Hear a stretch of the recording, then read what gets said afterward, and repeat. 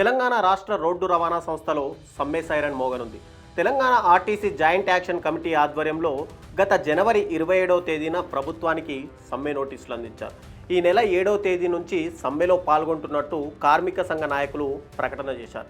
అయితే ఆర్టీసీ కార్మికులు ప్రకటించిన తేదీకి మరో 2 రోజులు మాత్రమే సమయం ఉండడంతో రాష్ట్ర రవాణా శాఖ మంత్రి పొన్నం ప్రభాకర్ ఈ విషయంలో కీలక వ్యాఖ్యలు చేశారు. ఆర్టీసీ సమస్యలు పరిష్కరించేందుకు ప్రభుత్వం సిద్ధంగా ఉందని, మంగళవారాల్లో ప్రత్యేకంగా తాను ఆర్టీసీ ఉద్యోగుల కోసం హైదరాబాద్లో అందుబాటులో ఉంటానని అన్నారు. ఆర్టీసీ తమ కుటుంబమని, తాము కుటుంబంగా సమస్య పరిష్కారం చేసుకుంటామని చెప్పారు. సమస్య పరిష్కారానికి మా తలుపులు ఎప్పుడూ తెరిచే ఉంటాయని, ఆర్టీసీ వాళ్ళు ఎవరు వచ్చినా చర్చించడానికి తాము సిద్ధంగా ఉన్నామన్నారు. కష్టాల నుంచి ఆర్టీసీ బయటపడుతుందని, ఇప్పుడిప్పుడే సమస్యలు దశల వారీగా పరిష్కారం అవుతున్నాయని తెలిపారు.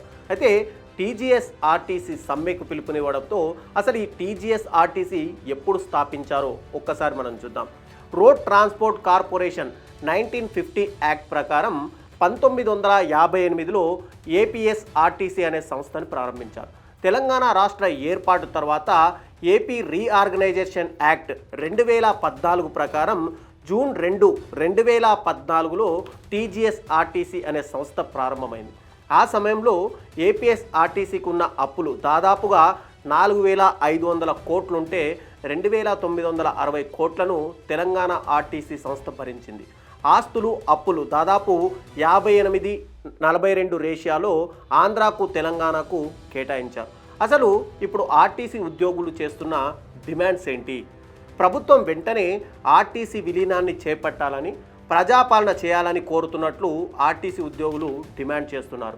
ప్రైవేటీకరణ మూలమైన ఎలక్ట్రిక్ బస్సులను ఆర్టీసీ యాజమాన్యం కొనుగోలు చేసి ఆర్టీసీ ఆధ్వర్యంలోనే నడపాలని చెప్పి వాళ్ళ డిమాండ్.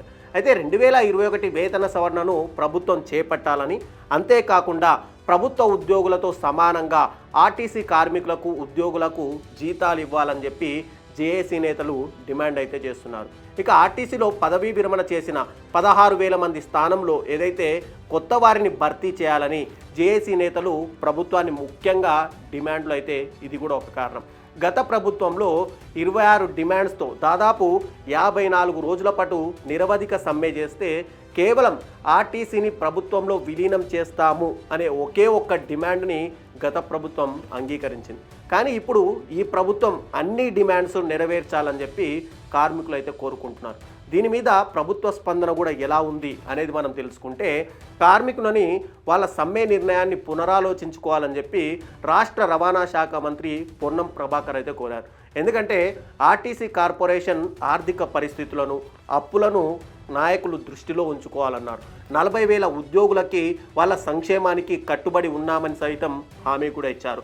ఆర్టీసీ తార్నాక హాస్పిటల్ని సూపర్ స్పెషాలిటీ హాస్పిటల్గా తీర్చిదిద్దామని తెలిపారు. ఇక పెండింగ్లో ఉన్నటువంటి ట్రావెల్ మరియు డిఏని కూడా రిలీజ్ చేశారు. పిఎఫ్ బకాయిలను దాదాపు 1,562 కోట్ల నుంచి 600 కోట్లకు తగ్గించామని చెప్పారు. అయితే నూతన బస్సులు కొనుగోలు చేస్తున్నామని, త్వరలోనే ఆర్టీసీ లాభాల బాట పడుతుందని కూడా చెప్పారు.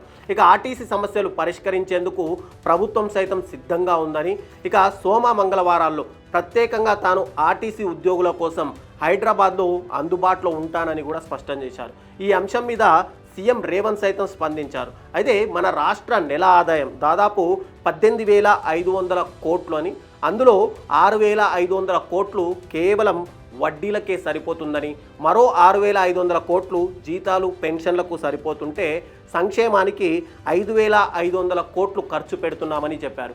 ప్రతి నెల రాష్ట్ర కనీస అవసరాలకు అంటే సంక్షేమం కావచ్చు, ఇతర అవసరాలకు దాదాపుగా 22,500 కోట్లు అవసరమవుతాయని, ఇక కాంట్రాక్టర్ల బిల్లులు చెల్లించడానికి దాదాపు 30,000 కోట్ల వరకు సమకూర్చుకోవాలని, కానీ దురదృష్టవశాత్తు 12,000 కోట్లు రాష్ట్రం లోటుగా ఉంది, అంటే రాష్ట్రానికి డబ్బులు లేవు, ఖజానా నిండుకోలేదు అంటూ కూడా అటు టోటల్గా రేవంత్ రెడ్డి అయితే స్పష్టం చేశారు.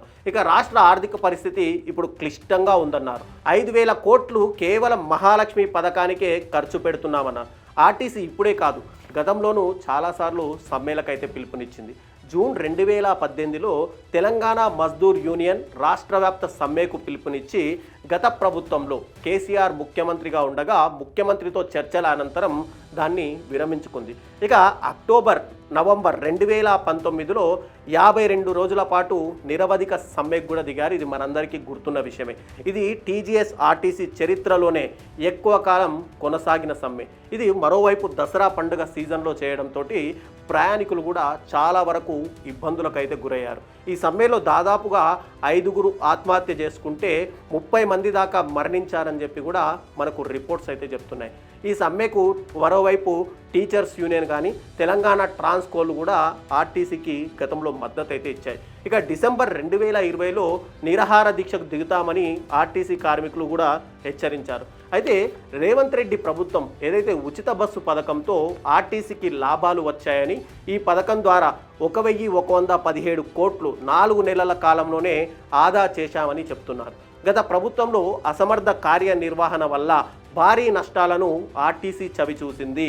మార్చి 2022 అసెంబ్లీ సాక్షిగానే అప్పటి రోడ్డు రవాణా శాఖ మంత్రిగా ఉన్నటువంటి పువ్వాడ అజయ్ కుమారు దాదాపుగా 1995.56 కోట్ల నష్టాన్ని చవిచూసిందని కూడా చెప్పారు.